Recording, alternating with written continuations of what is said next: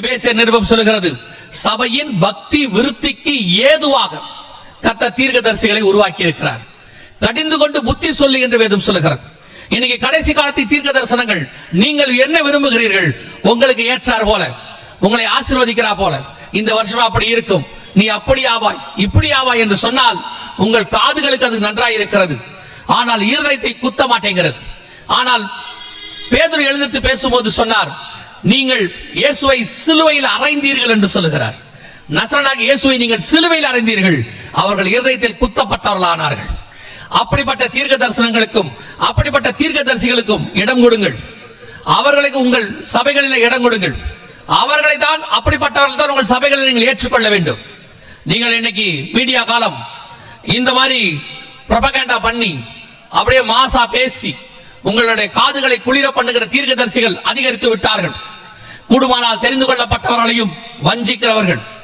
தயவு செய்து மிகவும் மிகவும் எச்சரிக்கையாக இருங்கள். பவுல் சொல்லுகிறார், ஆராய்ந்து பாருங்கள், நலமானதை பிடித்துக் கொள்ளுங்கள் என்று சொல்லுகிறார்.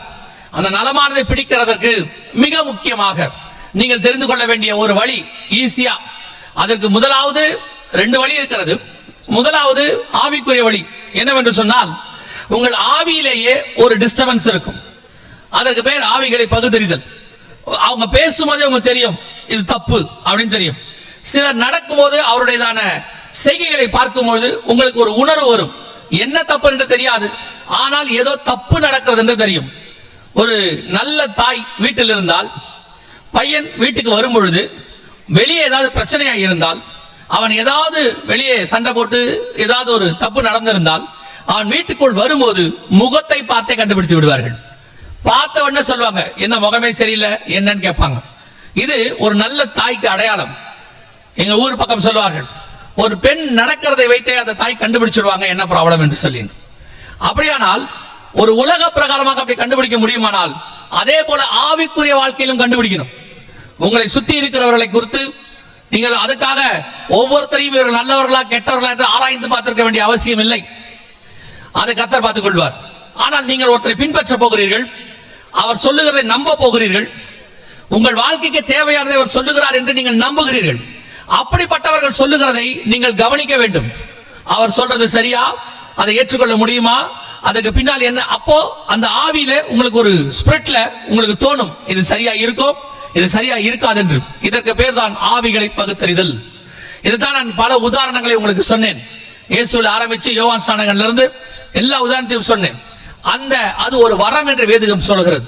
வேதத்தில் வாசிக்கும் போது ஆவிகளை பகுத்தறிதல் ஒரு வரம். கடைசி காலத்துல இதை எல்லா விசுவாசிகளும் ஊழியக்காரர்களும் ஆண்டவரிடத்தில் கேளுங்கள். பவுல் சில அந்த காலத்தில் சொல்லும் போது சொன்னார், தீர்க்க தரிசன வரத்தை நாடுகள் என்று. இந்த காலகட்டத்துக்கு ஆவிகளை பகுத்தறிகிற வரம் தேவைப்படுகிறது. ஆண்டவரிடத்தில் கேளுங்கள், ஆண்டவரே அந்த ஆவிகளை பகுத்தறிகிறது.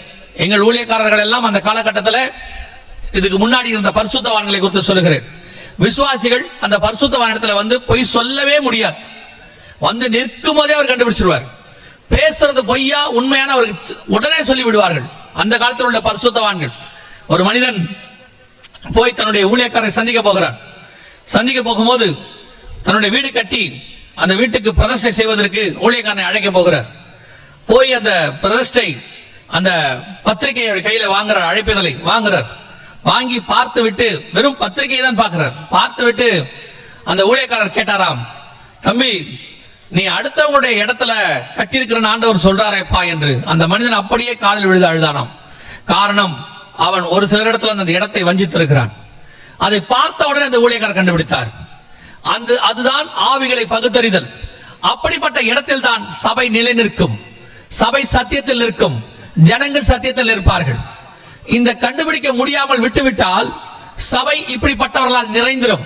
என்ன பண்ணாலும் சர்ச்சில் மரியாதை கிடைக்கும், என்ன பண்ணாலும் சர்ச்சில் இருக்கிறது யாருக்கும் தெரியாது, என்ன பண்ணாலும் ஆண்டவர் வந்து சபையில் உள்ளவங்களுக்கு அது தெரியாது என்று சொல்லி சபை அப்படிப்பட்டவர்களால் நிரம்ப தொடங்கி விடுகிறது. எனவே முதலாவது நீங்கள் கேட்க வேண்டியது ஆண்டவரிடத்துல, மிக முக்கியமாக கேட்க வேண்டியது ஆவிகளை பகுத்தறிகிற வரம் கேட்க வேண்டும்.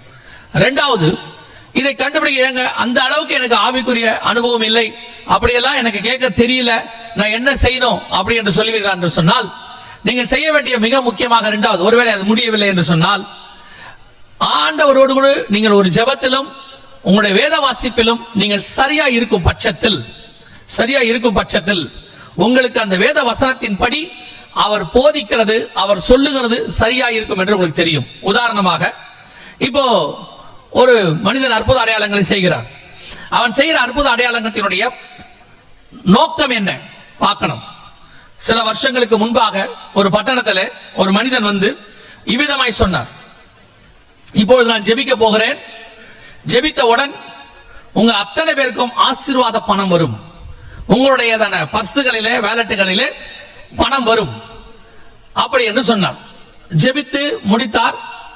யாருடைய பர்செல்லாம் பணம் வந்திருக்கிறது என்று கேட்டார். உடனடியாக அநேகர் கை தூக்கினார்கள். ஒரு சிலர் வந்து சாட்சியும் சொன்னார்கள். இது வேத வசனத்துக்கு ஒத்து போகிறதா, வசனம் இதற்கு இடம் கொடுக்கிறதா என்று பார்க்க வேண்டும். கவனியுங்கள், இயேசுவின் இடத்துல டாக்ஸ் கட்ட சொல்லுகிறார்கள். இயேசுவின் இடத்துல அப்பொழுது அந்த நிமிஷத்தில் பணம் இல்லை. அவர் என்ன செய்திருக்கலாம்? ஜெபித்தவுடன் பேதுருவை பார்த்து ஒரு பிடி மண்ணை அள்ளி கொடுத்து, இதை கொண்டு போ, இது தங்கமாய் மாறும், அதை வித்து கட்டு சொல்லலாம். அந்த வல்லமை இயேசுவுக்கும் உண்டு. ஆனால் இயேசு சொன்ன வார்த்தை என்ன தெரியுமா? நீ போ, ஒரு தூண்டில் போடு, ஒரு மீன் மாட்டும், அந்த மீன் வாயில ஒரு வெள்ளி பணம் இருக்கு, அதை எடுத்து நீ அவர்களுக்கு கட்ட வேண்டிய டாக்ஸை கட்டு என்று சொன்னார். இதுதான் ஒரு ப்ரொசீஜர், இதுதான் சரி. எதற்கு சொல்லுகிறேன்? இப்போ இந்த மனிதன் சொன்னார் அல்லவா, பர்ஸ்ல பணம் வந்திருக்கிறதுன்னு சொன்னார்ல, எப்படி வரும் கொஞ்சம் யோசித்து பாருங்கள். இப்போ பணம் இல்லாத உங்க பர்ஸ்ல பணம் வந்துச்சுன்னா, அந்த பணம் ரிசர்வ் பேங்க் ஆஃப் இந்தியான்னு போட்டு இந்திய பணம் தான் வந்திருக்கும், அதான் வந்திருக்கணும், அப்பதான் நீங்க யூஸ் பண்ண முடியும். அந்த பணம் வந்திருக்குன்னா அது வர்றதுக்கு ரெண்டே வழிதான் இருக்கு. ஒன்று, அந்த பணத்தை இயேசுவே பரலோகமே பிரிண்ட் பண்ணி கொடுக்கணும், அப்படி கொடுத்தாதான் வரும் ரிசர்வ் பேங்க் ஆஃப் இந்தியா. அதுல அந்த கவர்னர் கையெழுத்தெல்லாம் பரலோகமே போடணும். அப்படி செய்தால் அதற்கு பேர் கள்ள நோட்டு. ஒரு நாட்டுடைய பேரை போட்டு பரலோகங்கிற நாடு இன்னொரு நாட்டுடைய நோட்டு அடிக்குது, அதுல இன்னொரு பேரை போறதுன்னா அது கள்ள நோட்டு. அதை பரலோகம் செய்யாது, ஒரு நாளும் செய்யாது. சரி, அப்படி அல்ல, வேறு இன்னொரு வழி இருக்கிறது. என்ன செய்திருக்கலாம்? இன்னொருத்தருடைய பணத்திலிருந்து பர்ஸ்ல இருந்து எடுத்து இவர்கள் வைத்திருக்கலாம், அதுக்கு சாத்தியம் இருக்கு. அவர்கள் எடுத்து வச்சிருக்கலாம். அப்படி செய்தால் அதற்கு பேர் திருட்டு பணம், இன்னொருத்தர் திருடி வைத்தது. இந்த ரெண்டு தான் சாத்தியம் இருக்கு. மற்றபடி அந்த பர்ஸ்ல பணம் வருவதற்கு சாத்தியமே இல்லை. அப்படியானால் எப்படி அந்த பர்சில் பணம் வந்திருக்கும்? இதை தேவன் கண்டிப்பாய் செய்திருக்க மாட்டார். ஒருவேளை பிசாசு செய்யலாமா? செய்யலாம். ஏன்னா அவன் திருடன், அவன் கொல்லவும் அழிக்கவும் வருகிறான், கொள்ளையிட வருகிறான் என்று வேதம் சொல்கிறது. ஒருவேளை அவன் கள்ள நோட்டு அடிக்கலாம், அவன் திருடலாம், என்ன வேணா செய்யலாம். ஆனால் தேவனுடைய மனுஷன் அதை செய்ய மாட்டான், தேவனுடைய ஆவி அதை செய்யாது. அப்படியானால் இது எப்படி நடந்திருக்கும்? இதுதான் கண்டுபிடிக்கிறது. இதுக்கு தான் வேத வசனம் வேண்டும். வேதத்தை நன்றாய் வாசிப்பீர்களானால் வசனத்துல கர்த்தர் எல்லாத்துக்கும், இன்னைக்கு இல்ல, இதுக்கு அப்புறம் நடக்க போகிற 1000 வருஷ அரசாட்சி, அதற்கு பிறகு நடக்க போகிற எல்லா காரியத்துக்குமான சொல்யூஷன் அத்தனையும் நாம் பெற்றுக்கொள்வதற்கு ஆண்டவர் அதில் சொல்லி வைத்திருக்கிறார். சோ நீங்கள் வேதத்தை ஒழுங்காய் தியானிக்கிறவர்களாய் வாசிக்கிறவர்களாய் இருப்பீர்களானால் இப்படிப்பட்ட ஆட்கள் வரும்போது நீங்கள் கண்டுபிடிக்க முடியும். ஒரு சிலர் இந்த அற்புத அடையாளங்களை எதுக்கு செய்கிறாங்கன்னு பார்க்கணும். ஒரு மனுஷன் திடீரென்று சொன்னார், நான் தண்ணீரை திராட்சரசமாய் மாத்த போகிறேன் என்று சில வருஷங்களுக்கு முன்பாக அவர் ஜெபித்தார். ஒரு பாட்டில் தண்ணீர் வைத்திருந்தார், ஜெபித்தார், திராட்சரசம் மாறிவிட்டது என்று சொன்னார். ஒருத்தரை கூப்பிட்டு குடித்து பார்க்க சொன்னார். அவரும் குடித்தார். குடித்துவிட்டு அது தண்ணி திராட்சரசமாய் மாறிவிட்டது என்று சொன்னார். நான் இதை அவர் சொன்னதை நான் ஏற்றுக்கொள்ளவில்லை. ஆனால் ஒரு வகையில் அதை வைத்துக் கொள்வோம். சரி, அது உண்மையாகவே இருக்கட்டும், அந்த தண்ணீர் திராட்சரசமாய் மாறினதாகவே இருக்கட்டும், அது அப்படியே இருக்கட்டுமே. ஆனால் நன்றாய் கவனியுங்கள், இப்பொழுது ஏன் இவர் இந்த தண்ணீரை திராட்சரசமாய் மாத்தினார் என்று நமக்கு புரிய வேண்டும். இயேசு ஏன் தண்ணீரை திராட்சரசமாய் மாத்தினார் என்று சொன்னால், அன்னைக்கு அந்த ஊரில அந்த கல்யாணத்துல திராட்சரசம் குறைவுபட்டது. அந்த குறைவை நிறைவாக்குவதற்கு இயேசு என்ன செய்தார்? அந்த அற்புதத்தை செய்தார். ஆனால் இங்கே எந்த குறையும் இல்லை, திராட்சரசம் தேவையும் இல்லை. ஆனால் ஏன் இவர் அந்த பாட்டில் தண்ணீரை திராட்சரசமாய் மாத்தினார் என்று சொன்னால், அவருக்கு அந்த வல்லமை உண்டு. நான் ஒரு வல்லமையான ஊழியக்காரன் என்பதை நிரூபிப்பதற்காக. வரங்கள் என்பது நிரூபிப்பதற்காக, ஒரு மனுஷன் ஒரு ஊழியக்காரனை நிரூபிப்பதற்காக அல்ல. வரங்கள் என்பது கர்த்தருடைய வார்த்தையை உறுதிப்படுத்துவதற்காக, அடுத்தவர் நலனுக்காக. இன்னைக்கு கண்டுபிடிக்க தெரியாமல் நிறைய விசுவாசிகள், நிறைய ஊழியர்கள் கூட இதில் வஞ்சிக்கப்படுகிறார்கள். சபைகளிலே இப்படிப்பட்ட காரியங்கள் நடக்கும் பொழுது அதை தெரியாமல் ஏற்றுக்கொள்கிற எத்தனையோ ஊழியர்கள் இருக்கிறார்கள், போதகர்கள் இருக்கிறார்கள், விசுவாசிகள் இருக்கிறார்கள். தயவு செய்து மிகவும் மிகவும் ஜாக்கிரதையாக இருங்கள். கடைசி காலத்தில் இப்படிப்பட்ட அற்புத அடையாளங்களை செய்கிறவர்கள் வருகிறார்கள், வந்து உங்களை வஞ்சிக்கிறார்கள். இந்த காலத்தில் இருக்கிற விசுவாசிகளுக்கு இன்னொரு பழக்கம் இருக்கிறது, அது நல்ல பழக்கம் என்று நினைக்கிறார்கள். என்ன தெரியுமா? போதகருக்கு தெரியாமல் அவருக்கு ஒரு மெய்ப்பர் இருக்கிறார், அவர்கள் அந்த மெய்ப்பரை கீழே அடங்கி இருக்கிறார்கள். வேதம் சொல்லுகிறது, ரட்சிக்கப்பட்டவர்களை கர்த்தர் அனுதினமும் சபையிலே சேர்த்தார். அந்த சபைக்கு ஒரு மெய்ப்பனை கர்த்தர் நியமித்திருக்கிறார். எப்படி உங்க பிள்ளைக்கு ஒரு ஸ்கூல் இருக்கிறதோ, உங்க பிள்ளை எதிர்காலத்தில் நல்லா இருப்பதற்கு ஒரு பள்ளிக்கூடத்தில் சேர்க்கிறீர்களோ, அதே மாதிரி உங்களை பரலோகத்தில் சேர்ப்பதற்கு ஒரு சர்ச்சில் கர்த்தர் சேர்த்திருக்கிறார். அவர்கள் அங்கே சொல்லிக் கொடுப்பார்கள்.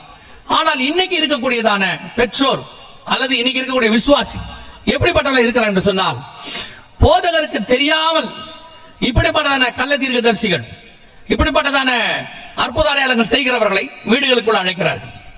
எங்க பாஸ்டருக்கு தெரிஞ்சா கத்துவார், திட்டுவார். ஏன் திட்டுறாரு? நீங்கள் வஞ்சிக்கப்படக்கூடாது என்பதற்காக பார்க்கிறோம். ஒரு மெய்ப்பனுக்கு தான் அந்த ஆடை கொண்டு போய் தேவனிடத்தில் ஒப்படைக்க வேண்டும் என்கிறதான அந்த பாரம் இருக்கும். ஆனால் சிங்கமும் கரடியும் வரும். அது எதற்கு வரும் தெரியுமா? ஆட்டுக்குட்டியை பார்த்துக் கொள்வதற்கல்ல, ஆட்டுக்குட்டியை அடித்து ரத்தம் குடிப்பதற்கு. நீங்கள் சிங்கத்தை நம்புகிறீர்கள், ஆனால் உங்கள் மெய்ப்பனை நம்ப மாட்டேங்கிறீர்கள். இன்னைக்கு கடைசி காலத்துல யூடியூப்ல பேசுறவங்க, என்னையும் சேர்த்தே சொல்றேன், நிறைய பேர் இருக்காங்க. இவங்களை எல்லாம் எது சரி எது தப்புன்னு உங்களுக்கு தெரிய மாட்டேங்குது. அதனுடைய விளைவு என்ன? நீங்கள் இந்த யூடியூப்ல பேசுறவங்க நம்புற மாதிரி உங்க போதகரை நம்ப மாட்டேங்கிறீங்க, உங்கள் சபை மெய்ப்பனை நம்ப மாட்டேங்கிறீங்க. அதனுடைய விளைவு என்ன?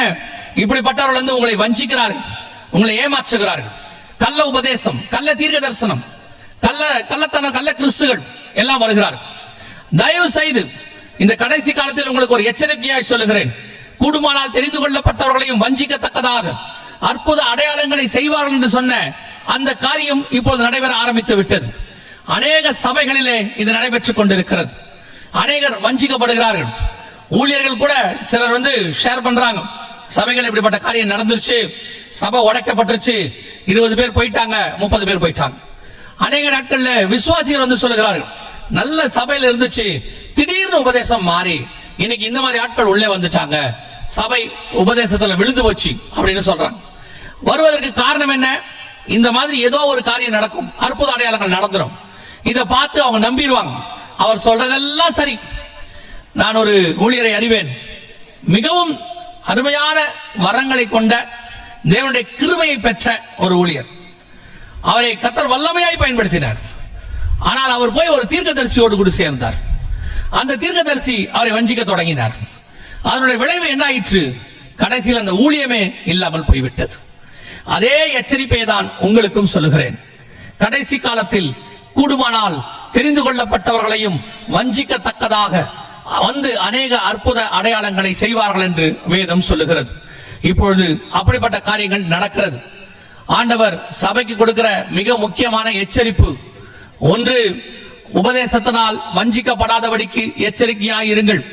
கள்ள உபதேசம், ஓநாய்கள் நாலாபுரத்திலிருந்தும் வந்திருக்கிறது. இன்னைக்கு சபையை வஞ்சிக்கும்படி எல்லா பக்கத்திலிருந்தும் கள்ள உபதேசம் வருகிறது, சர்பத்தின் உபதேசம் வருகிறது. ஆண்டவர் சொல்றார், என் நாமத்தை தரித்துக் கொண்டு வருவார்கள், வஞ்சியாதபடி எச்சரிக்கையாக இருங்கள். இரண்டாவது, ஆண்டவர் சொல்லக்கூடிய அடுத்த எச்சரிப்பு, அற்புத அடையாளங்கள், தீர்க்க தரிசனங்கள் இவைகளை கொண்டு வருவார்கள், அவைகளுக்கும் நீங்கள் எச்சரிக்கையாக இருங்கள்.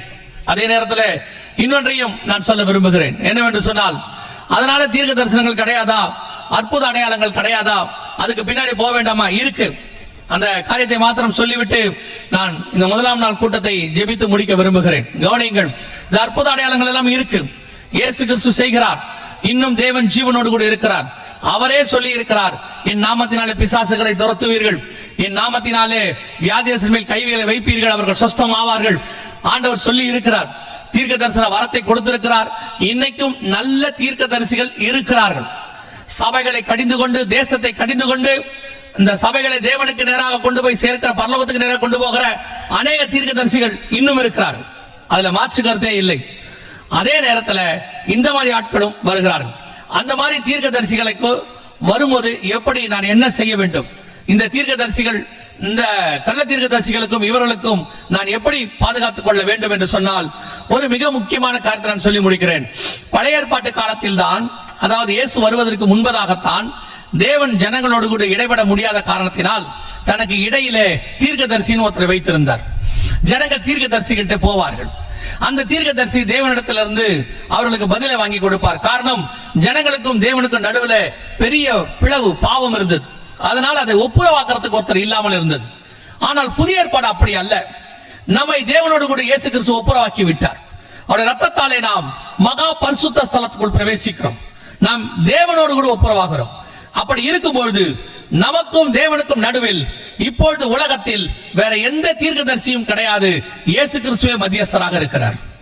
நீங்கள் இயேசுவையும் பரிசுத்த ஆவியானவரையும் பெற்றவராய் இருப்பீரானால் உங்களோடு கூட தேவன் பேச வல்லமை உள்ளவராய் இருக்கிறார்.